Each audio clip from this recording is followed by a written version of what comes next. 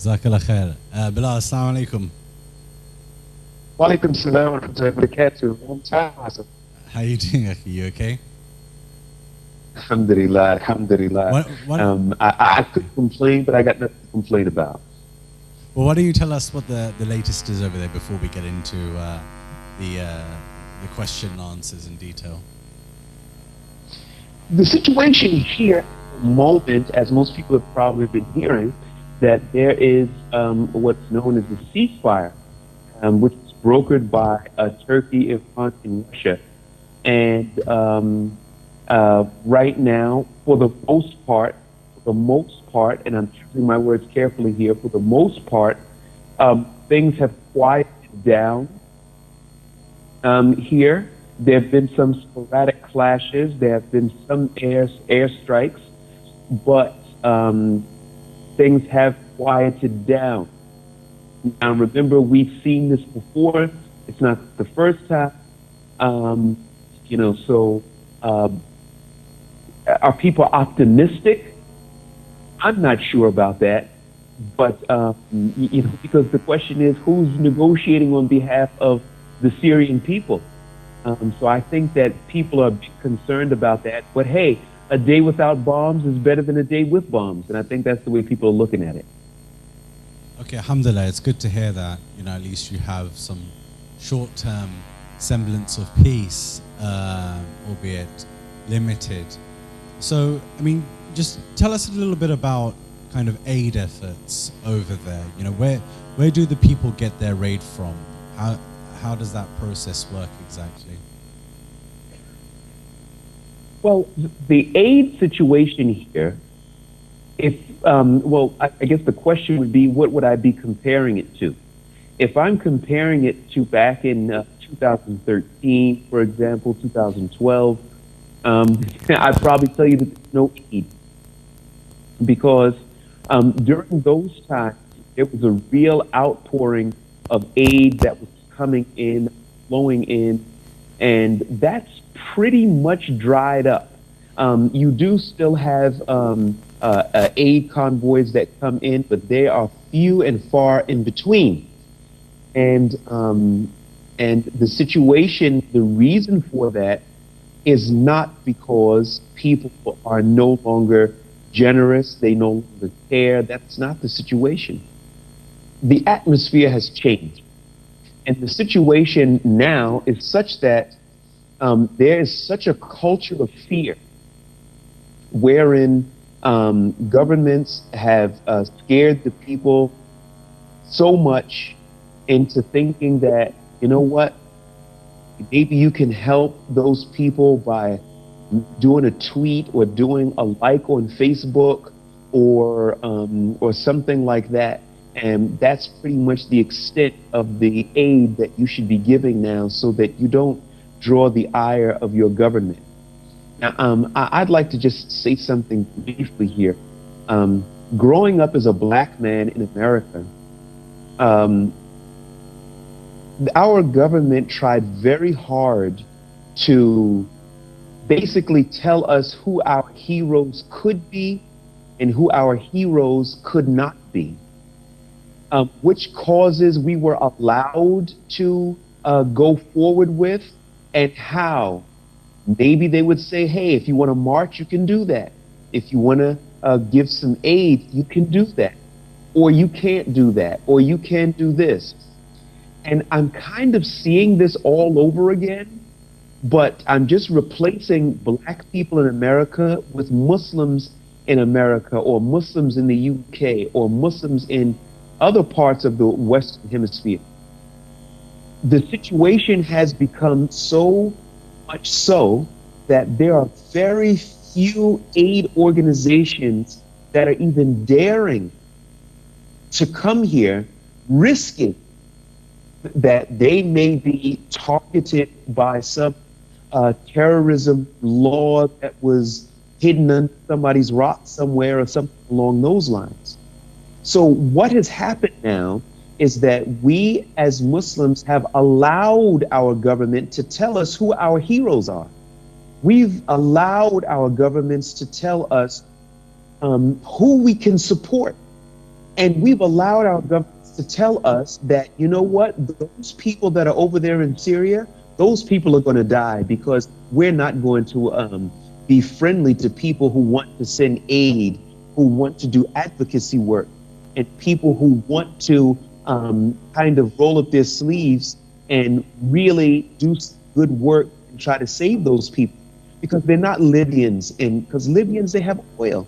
But Syrians, they don't have anything except some dry bread and some tea. That's what they have. So that's why the situation and the atmosphere has totally, totally changed. And I'm sorry if I'm talking too long, but I just want to say one last thing just for this question, is that it's important for the people to realize something. Helping people is not a crime. And if they make helping people a crime, then we're all going to be criminals. And I think our governments need to understand that, so that they don't try to isolate just ones that want to help and label them all as troublemakers. Well, no. What about the charge then that when this aid does come to those regions, that somehow it ends up in the hands of ISIS or Al-Qaeda? How do you respond to people who level that charge against those who want to give? Okay, well, let's be mature for a second. Okay, I'm not going to look and I'm going to see a UN tent that's behind a regime soldier, and now I'm going to jump up on the table. I'm going to start screaming, look, the UN is giving tents to the military. Once aid comes across, 90%, 95% of it goes to people who, when you bring that box of food to them, they are so appreciative of it.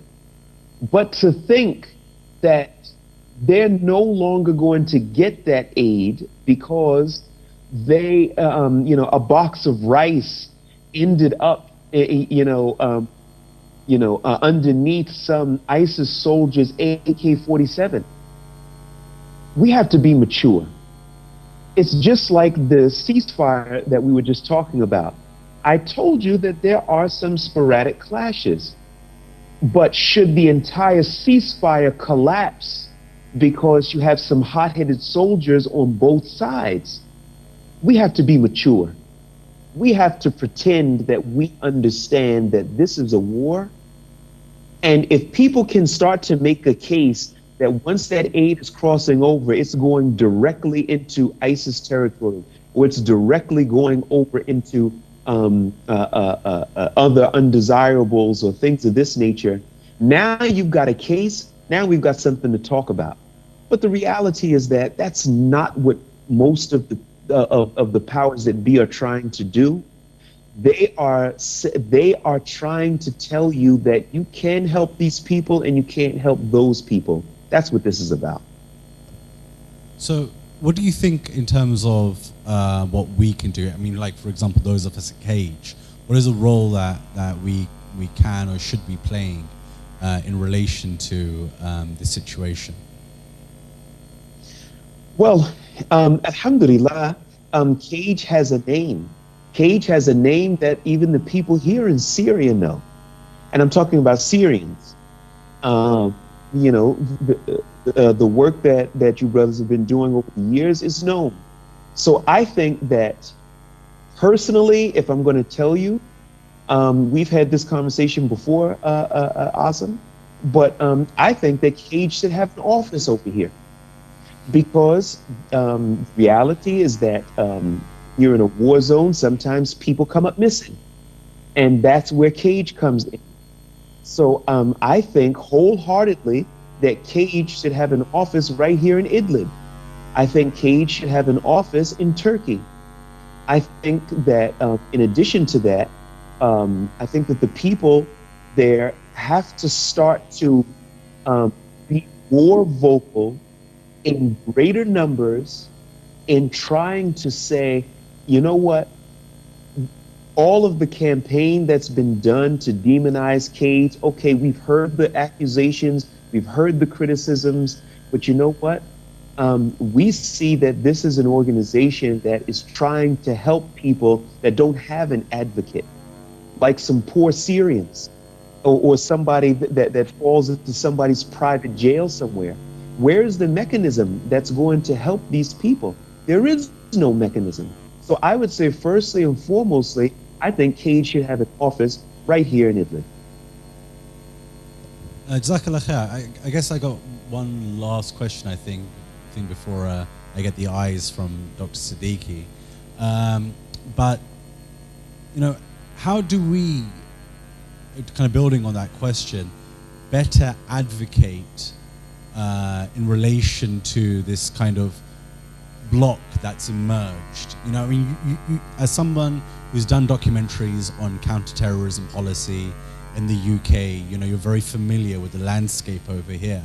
What is your advice about how we kind of push past those blocks that we're currently facing? Because over here there is a mass campaign of demonization of those who want to not only help over here with their money, but even to go abroad.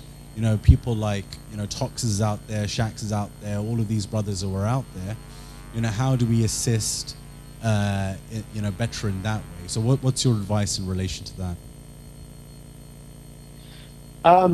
You mentioned a couple of names. You mentioned Shaq, you mentioned Tox. There are a lot of British brothers who and sisters who are out here who are really doing a lot for the people here. They came here and they realized that given the current climate, it is not within their interest to try to go back to the UK because for a variety of reasons. And I think that asking people to choose, either you're going to go and help people that are being slaughtered, more than 500,000 people killed, or you have to no longer be a citizen and give up your rights as a British citizen. I mean, in effect, that is the choice that is being asked to be made, and it's a choice that I think is grossly unfair. So back to your question, what do I think that should be done? Well, I will say this. I think that it is within the interests of Muslim and non-Muslims there in the UK to come together and to don't make a protest of 1,000 people. We want 10,000. Then we want 100,000. And the sky has to be the limit, because when the work is good and the work is meaningful, Allah puts the means there. There has to be a call, a genuine call for people to say, you know what? We're not going to take this anymore of this constant demonization. And there are other like-minded Muslims and non-Muslims that are also going to stand together with us.